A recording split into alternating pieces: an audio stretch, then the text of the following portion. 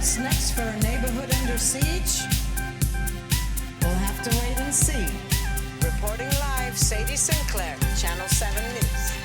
This is San Francisco.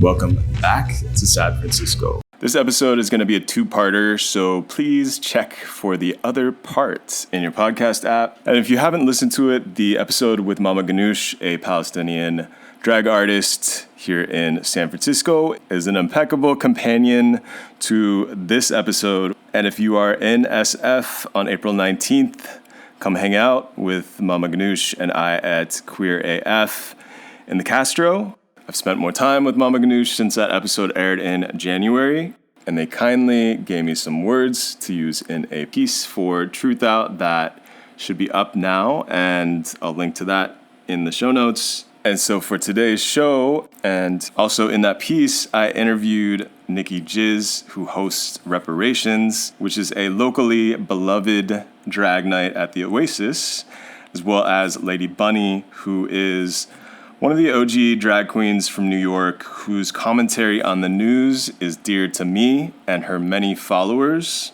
And in both conversations, the focus was on why we've seen a lot of the Palestinian solidarity statements, especially initially, coming from famous people in the world of drag. While a lot of other celebrities were and still continue to be hesitant to show solidarity with Palestinians experiencing genocide right now. Nicki talks about some of the performances she's seen locally expressing solidarity, and Lady Bunny talks about the virtue signaling from politicians around elections, as well as her suspicions on how her name ended up on an IDF missile that was seen around the world in a photo that went viral earlier this year. As always, if you like the show, you can go to patreon.com/SadFrancisco to help us out with some cash. You can also find our past episodes there. And the interview starts now.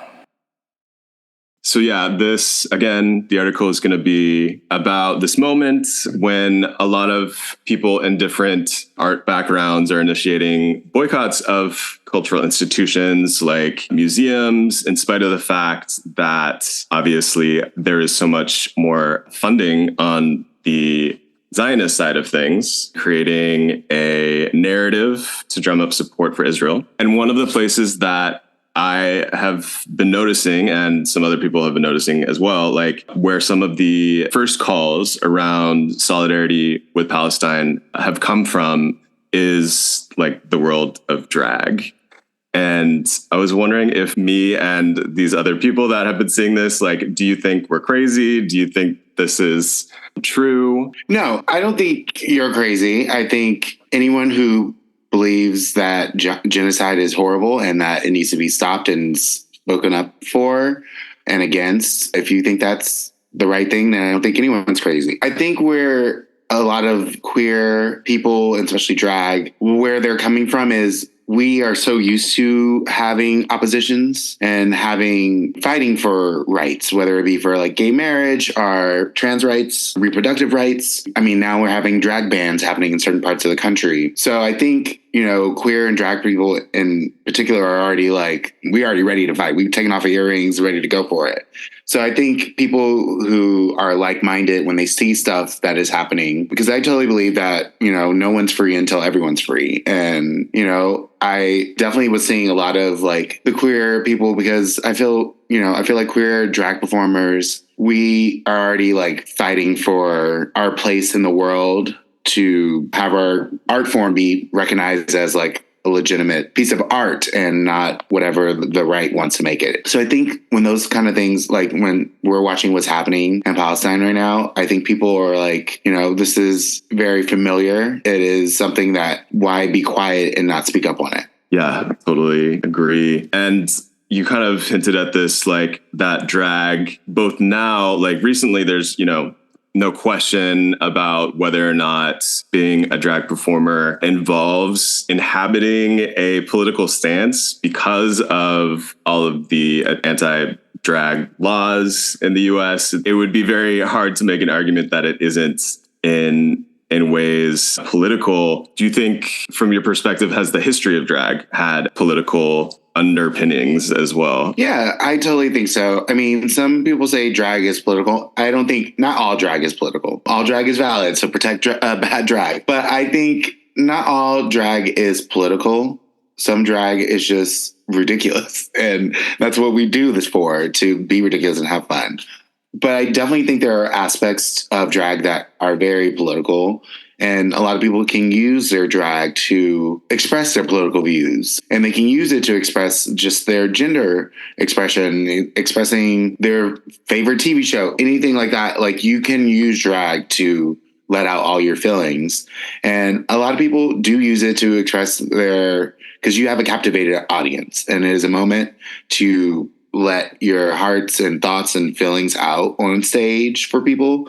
So I believe like drag can definitely be political. It is definitely in a political space right now, whether we like it or not. I mean, it is. I wish it wasn't something that was political, you know? They don't like drag, like other art forms and things like that aren't a political base, you know, or as having, you know, political laws and things made against it right now.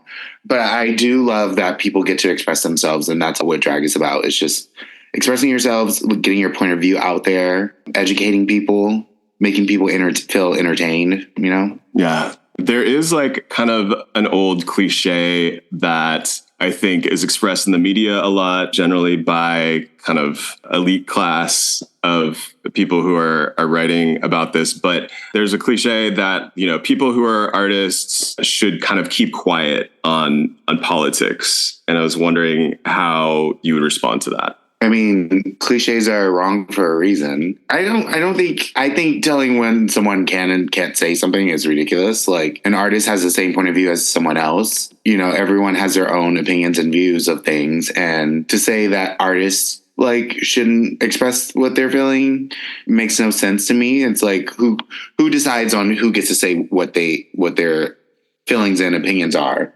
So, and I believe artists also, you know, everyone has a different point of view of saying something. I have a point of view that might be different from your point of view. And some of those point of views will always like interchange and like, you know, have meeting grounds. But I think hearing from other people's like views and hearing it from an artist's point of view, or maybe that artist has a certain background. I think anyone who says that artists, you know, need to be quiet, it's like, no, we're making art to let it out in that sort of way, you know, whether it be painting, sculptures, drag, you know, that's how we let out our opinions and views. And I was wondering if there is any recent example that you have where you've seen kind of solidarity with Palestine being expressed in performance? I mean, I've seen a few. You know, I've seen drag performances where people do numbers about the experience. I've seen performances from, you know, Palestinian drag performers who are like letting things out. Recently at a pageant, I was one of the MCs for. A performer did like a part of the number was a really beautiful number, and then it breaks down and was a full on like Free Palestine, like really beautiful number, bringing out performers from Palestine and different drag performers and all coming together to show solidarity. I think when people do those kind of, it's really beautiful. And it's also like, it's just a reminder, you know, you might be at a drag show, but just remember a genocide is happening right now.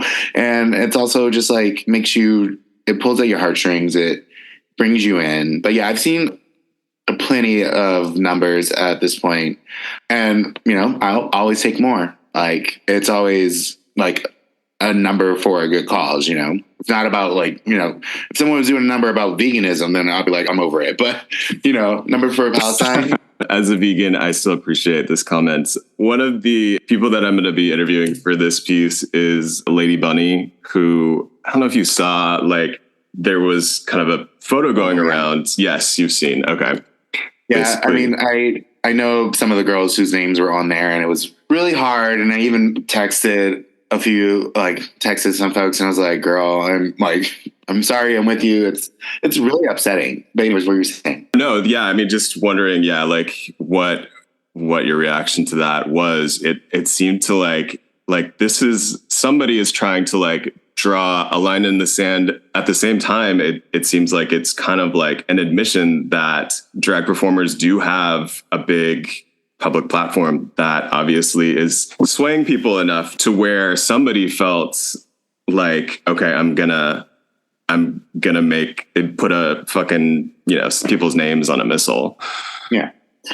Yeah, I mean, when I saw that, I thought I was really shocked and appalled. It was really disgusting, to be honest, to be seeing someone's putting, they're writing people's names on missiles and bombs. And it shows that, yes, they are feeling afraid and threatened and are attacking, because they never once said anything about anyone. They were just saying this needs to end. And they were like, their response on everything is very it's just really disgusting, and I think it just goes along with also a lot of the pink washing that is happening in the media, where people are saying I've had people message me on Instagram or things like that where I, say free Palestine. I've had people say if you were in Palestine, you'd be murdered and killed for being gay or a drag queen. And I was like, well, that can happen in certain places here in America. Absolutely. And just because somebody wants me dead doesn't mean that, believe in me, doesn't mean I wish harm on anyone. So that thought of logic doesn't make sense. It's just because someone wishes you dead, it's yeah, so does some people from middle school who I don't like, who cares? Right. And it's that stuff is really horrible when they're putting it in that aspect, because that's when they're really trying to send all this propaganda to queer people to sway them on their queerness and not their humanity. Right. Yeah, absolutely. I feel like you've given me some really good stuff here. Is there anything else that you want to say on this or anything else? I feel like I am loving seeing people keep retweeting and stuff, but I think really we need to hit people. You got to hit the government where it hurts. You have to continue boycotting. Starbucks has lost billions of dollars and McDonald's are losing out. Boycotting helps. And also getting out in the streets. Getting out in the streets in numbers and droves. Getting your friends together. Getting your local organizations to put on fundraisers or to make announcements of solidarity with ending a genocide in Palestine. I think all of those things were all things that people can still do and put pressure on people to make the change and not be afraid to go out there and say something. Because we're seeing a lot of people who are afraid to say out loud where their stance are because they don't want to lose this or that. But it's, people are losing their lives. So what's more important? But I think it's really important for people just to get out there. If you want to continue to do something, do it. If you can't make it out to an action or a march, if you can't make it out to a protest, reshare it, get other people to go, and helping spread the word is still doing something. And I just urge people to try to find ways to make a difference and to show support. And it can just be with resharing and, liking posts as the bare minimum and, getting out there. And we'll definitely mention reparations in the piece. Was there any other ways that people could follow your work? Yeah, I am. Well, currently I have my pageant TV series is out from when I won Drag Queen of the Year. It's called Behind the Pageant. It's on Out TV. Episode 1 just dropped today. That's sweet. Yeah. So it just dropped today. It's on TV. I believe it's 6 or 8 episodes of that. We get to see who wins the crown. But cute. Spoiler alert, it's right there. No, spoiler alert. But besides that, you can find me on all socials under my name, Nicki Jizz. Yeah, and that's pretty much it. Thank you for listening to Sad Francisco, which is produced by Toshio Moronic and edited by Tofu Estolas. If you have it, please throw us a few dollars through patreon.com/sadfrancisco, which will help us pay for podcast hosting, editing, and transcriptions for the show. See you next time in Sad Francisco.